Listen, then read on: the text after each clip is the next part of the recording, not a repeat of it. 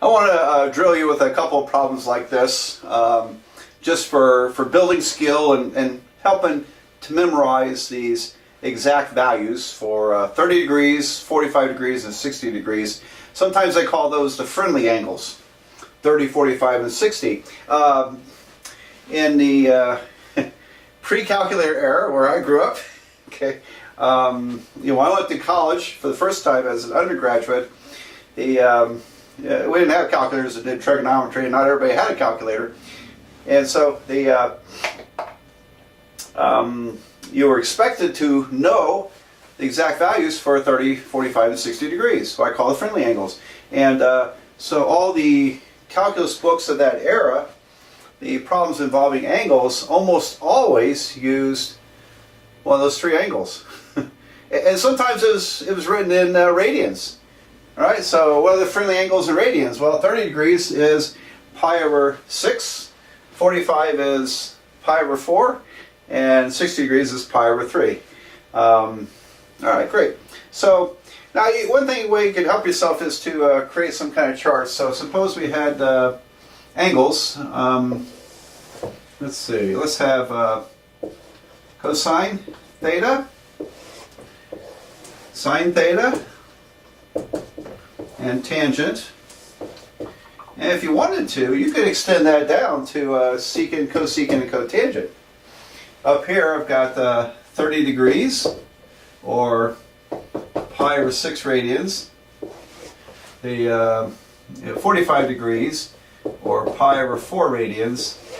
And then 60 degrees, pi over 3 radians.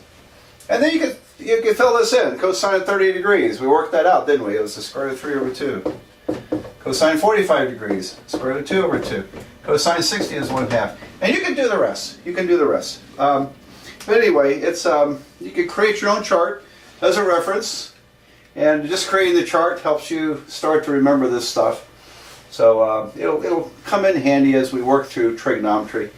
Learning the friendly angles speeds up some of our problem solving and learning other kinds of skills working with trigonometry. So it's a worthwhile process. Alright, so I'm going to assume that you'll probably make up your own table. I'm going to erase this. Now I'm also going to assume that you're going to work this out and try to simplify it in algebraic form. Okay? So here's my plan. I'm going to work it out, hopefully after you've done it yourself. Let's see if we agree. And then we'll check it all on a calculator, because anybody can punch this on a calculator. That's no big deal. No one pays you well for doing mindless stuff. They pay you well for being able to think through things and solve problems and create things. And so those are the great jobs. So, however, we can do this, work through the algebra, simplify the algebra, and then check our answer by punching that in. Alright, so I'm assuming you've already worked it. I'm just going to erase this and get started. Here we go. Cosine 45 degrees, that's the square root of 2 over 2, times the sine of 60 degrees, which is square root of 3 over 2, plus tangent 30 degrees, square root of 3 over 3, secant 45 degrees. Well, it's 1 divided by cosine, isn't it? There's a lot of truck going on. I think it must be a salt truck or they're scraping the roads. Anyway, secant is 1 over cosine. Well, the cosine of 45 degrees is square root of 2 over 2. The secant is the reciprocal, and the reciprocal of square root of 2 over 2 is 2 divided by square root of 2. That's the square root of 2. Because square root of 2 times square root of 2 equals to 2. So this is just simply square root of 2. Okay. Actually, this came out better than I thought. It looks kind of friendly to me. So let's see what we got. Here I'm multiplying square root of 2 times square root of 3. That's the square root of 6 divided by 4. Plus, here's another square root of 6 divided by 3. And it's kind of nice. I can factor out the square root of 6 here, leaving 1/4 plus 1/3. I thought this would be messier, but I think I lucked out. Alright, so what's 1/4 plus 1/3? I think it's 7/12, isn't it? Because you get square root of 6 times 1/4 is 3/12, and 1/3 is 4/12. So it's 7/12, isn't it? My answer is exactly 7 square roots of 6 over 12. Alright, so our goal here is to get an exact algebraic answer. Alright, because anybody can do the calculator work and get a numerical answer. In real life, you don't care about exact answers like this. You want the approximate decimal answers. Okay, but this is good workout for you. All right, so I'm going to check that. Let's see here. So I'm going to punch in cosine of 40. Make sure my calculator is in degree mode. Cosine of 45 times the sine of 60 plus the tangent of 30 times the secant of 45. Well, now I'm going to do secant of 45 as 1 divided by, oops, I'm just going to divide. Instead of multiplying by cosine 45, I'm going to back up here. I'm going to divide by the cosine of 45 degrees. Alright, so that's how I multiply by secant, you divide by cosine. Alright, so I get 1.428869 and change. And then down here I'll punch in 7 times the square root of 6 and divide by 12. And I get 1.428869 and change. So this decimal answer matched that number. So it is correct. It is correct. Alright, so let's I'll do 1 or 2 more of these in this video. As before, see if you can work that out. It's the cosecant of pi over 3 times the cosine of pi over 4 minus cotangent pi over 6 times sine pi over 4. Okay, so pause the video, see if you can get the exact algebra answer here, simplify it as best you can. Okay, I wonder if how many of you thought of this. If you could write cosecant of 60 degrees cosine 45 degrees minus cotangent 30 degrees times the sine of 45 degrees. Okay, you can always convert from radians to degrees if that's helpful. I'm going to erase this. I'll just do it all in radians because it's if you really want to get tough, get used to radians also. So I'll work it in radians. And all right, so let's see, cosecant pi over 3. Oh boy. All right, now that's 1 divided by the sine. Okay, let's work that out here because this is a little rougher. Cosecant pi over 3 is 1 over the sine of pi over 3. Now what is the sine of pi over 3? That's the sine of 60 degrees. It would be the square root of 3 over 2. And so the sine of pi over 3 is reciprocal of the square root of 3 over 2. It's 2 over the square root of 3. 2 over the square root of 3. Okay, I think that's kind of tough to do in your head. That's why I wanted to work that out here. These are probably not a lot of fun when you're just learning it, but it's good for you. It's just good practice. Now, what's the cosine of pi over 4? That's just square root of 2 over 2. So I have square root of 2 over 2. Oh, here we go. Cotangent of pi over 6. All right, so the or cotangent of 30 degrees. Well, cotangent pi over 6 would be equal to 1 over the tangent pi over 6. And that turns out to be the square root of 3. Now, I happen to know that because the tangent of pi over 6 is 1 over the square root of 3. But we also typically rationalize the denominator. So it would be, if you have it memorized, the tangent of pi over 6 memorized as square root of 3 divided by 3, then 1 divided by the tangent just flipsies around. So it's 3 divided by the square root of 3. Now, since the square root of 3 times square root of 3 equals to 3, then 3 divided by square root of 3 is what? It's going to be a square root of 3. So that's the square root of 3. And you could 3 over the square root of 3, and this is kind of awkward, but it's square root of 3 times square root of 3 over the square root of 3. You could break that up as square root of 3 over the square root of 3. Those cancel, and you get square root of 3. All right, so this, bottom line, this is a square root of 3. I hope that made sense. Okay. And finally, we have the sine of pi over 4, which is square root of 2 over 2. So I'll write that in, square root of 2 over 2. And let's see what we got here. Well, it's a mess, isn't it? Okay, well, there's a couple ways we do. We could factor out square root of 2 over 2 and work with 2 over square root of 3 minus square root of 3, or we could just multiply it all together and see if we can get common denominators and stuff. All right, so I'll do that. This is 2 square roots of 2 over 2 square roots of 3. So the 2's cancel. I guess I could have just canceled it there. Why don't I do that? If I cross cancel the 2's, then I get square root of 2 divided by square root of 3. Minus, this will be the square root of 6 over 2. Okay, let's combine that together. So I'm going to, I need a 2 over here. I need a square root of 3 over here. Okay.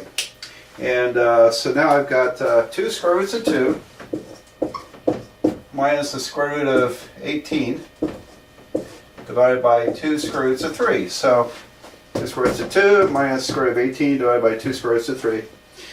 This is one of those never-ending problems. The square root of 18 is the square root of 9 times the square root of 2. So I factored out an exact perfect square there. Square root of 9 is 3 square roots of 2. Alright, so this ends up being 2 square roots of 2 minus 3 square roots of 2 over 2 square roots of 3. And look at that.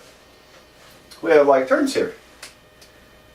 2 square roots of 2 minus 3 square roots of 2 is minus 1 square roots of 2.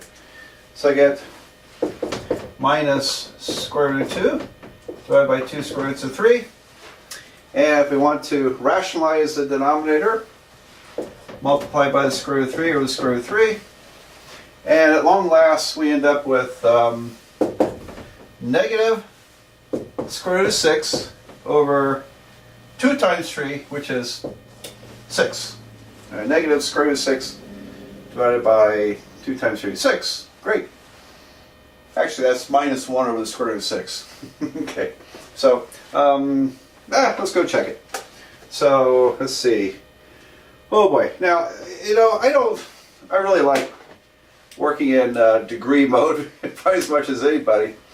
Because if I go to radian mode, I can punch it as I see here, but it's just more things to enter in the calculator. So if you've learned the degrees for those radians, if you got those down, then you can just translate this to degrees. So I have 1 over sine, cosecant 1 over sine, so I have 1 divided by the sine of 60 degrees times the cosine of 45 degrees minus 1 over tangent, 1 divided by the tangent of 30 degrees times the sine of 45 degrees. Alright, so I get negative 0.408 something. Alright, now if I do negative square root of 6 and divide by 6, I get negative 0.408 something. So it is correct. They are equal. So there you go. So that's these aren't a great deal of fun, but I think they are good for you. I really do. That's why I like to do them. How about we do one more of these? Because it's harder, and I want to push you a bit to learn more. I did this one in radians also. So it reads sine pi over 3, tangent pi over 3, plus secant pi over 6, cosecant pi over 6. Okay, so let's get to work. How about you calculate this? Try to go into the exact algebraic form, simplify it as far as you can, and then you can watch me do it. Okay, hope you got it done. Pi over 3s are 60 degrees. Pi over 6s are 30 degrees. So the sine of pi over 3 is square root of 3 over 2. And the tangent of pi over 3, 60 degrees. So that one you can kind of visualize. You can actually visualize them both this way, but and I'll stress that when we do circles. But tangent pi over 60 degrees, the slope is greater than 1. So that happens to be the square root of 3. All right, plus secant pi over 6. Oh boy. All right, so secant pi over 6 is 1 over the cosine of pi over 6. Cosine of 30 degrees is square root of 3 over 2. So if I take 1 divided by square root of 3 over 2, it's the reciprocal. It flips, I get 2 over the square root of 3. There we go. And cosecant pi over 6, let's see, is 1 over sine pi over 6. Sine of 30 degrees is 1/2. 1 divided by 1/2. Which, flip it, you get 2. So that's 2. There we go. So that's those numbers there. Okay, now then, to finish this, I don't think this is going to be too tough. Here, the square root cancels, I get 3 over 2. So you get 3 halves plus 4 over the square root of 3. Okay, and combine these. I need to put a square root of 3 over here and a 2 over here. All right, to get the same common denominators. All right, so I got 3 times the square root of 3 plus 8. 3 square roots of 3 plus 8 divided by 2 square roots of 3. And you rationalize the denominator. You know, actually, I'm actually pretty good with that answer there, but just for the fun of it, I don't know if you think this is a lot of fun, but I'm going to rationalize this denominator. So I want to turn the square root of 3 into a integer 3. I multiply top and bottom by the square root of 3. Alright, so when I distribute here, I get 3 times 3, that's 9, plus 8 square roots of 3, divided by 2 times 3, which is 6, divided by 6. There you go.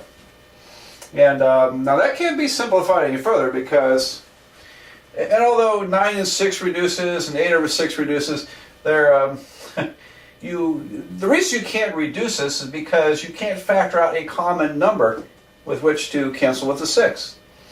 And so I just can't say, well, I divide 3 into here and 3 to there, because you're not dividing 3 into 8. So we have to leave that answer there. So my answer is 9 plus 8 times the square root of 3 divided by 6. And let's see if we get that on the calculator. Again, I'm going to not do it in radian mode, okay? Because it's just extra punching to punch in the pi over 3's and stuff. All right, so I've got the sine of 60 degrees times the tangent of 60 degrees plus 1 divided by the cosine of 30 degrees times 1 divided by the sine of 30 degrees. All right, so those are 30 degrees. It's 1 over cosine times 1 over sine. And I get 3.809 and change.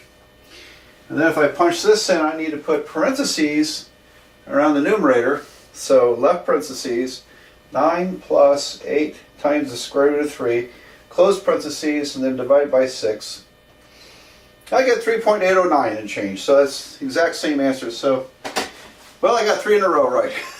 That's good. All right, and so there you go. That's some practice at using these friendly angles.